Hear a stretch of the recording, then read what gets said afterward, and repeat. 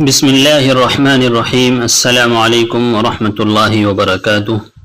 آج آپ حضرات کے سامنے ایک انتہائی قیمتی واقعہ بیان کرنا ہے، جس میں ہم سب لوگوں کے لیے ایک سبق ہے، پیغام ہے۔ ایک نیک بندہ تھا جو نہ صرف گنجا تھا بلکہ جسم پر برس کا مرض تھا،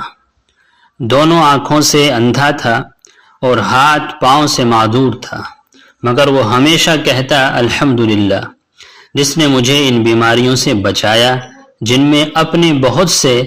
بندوں کو مبتلا کیا ہے۔ وہ کہتا الحمدللہ جس نے مجھے ان بیماریوں سے بچایا جن میں اپنے بہت سے بندوں کو مبتلا کیا۔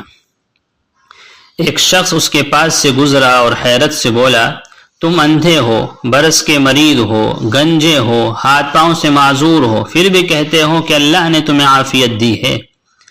تو اس نیک بندے نے جواب دیا، افسوس ہے تم پر، اللہ نے مجھے ایک زبان دی ہے جو اس کا ذکر کرتی ہے،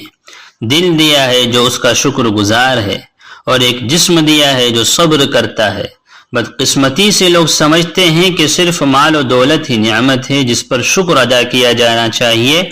اور وہ بھول جاتے ہیں کہ آنکھیں جو دیکھتی ہیں جبکہ دنیا میں کئی نابینا ہیں،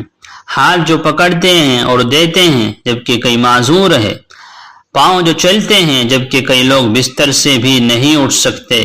زبان جو دی ہے جس سے بولتے ہیں، اپنے خیالات لوگوں کے سامنے پیش کرتے ہیں، چنانچہ کیوں نہ کہا جائے یا رب تیرے ہی لیے تمام تعریفیں ہیں۔ تو انسان ہر حال میں اللہ کا شکر گزار بندہ بنے، ہر حالت میں اللہ کا شکر ادا کرے، بیماری ہو تو بھی اللہ کا شکر ادا کرے اور اللہ سے شفا یابی کی دعائیں کرتا رہے، حالات ہو، پریشانیاں ہوں، مصیبتیں ہوں، تکلیفیں ہوں، اللہ سے ان کے زوال کی دعا کرتا رہے اور اللہ تبارک و تعالیٰ کا ہر حال میں شکر ادا کرتا رہے۔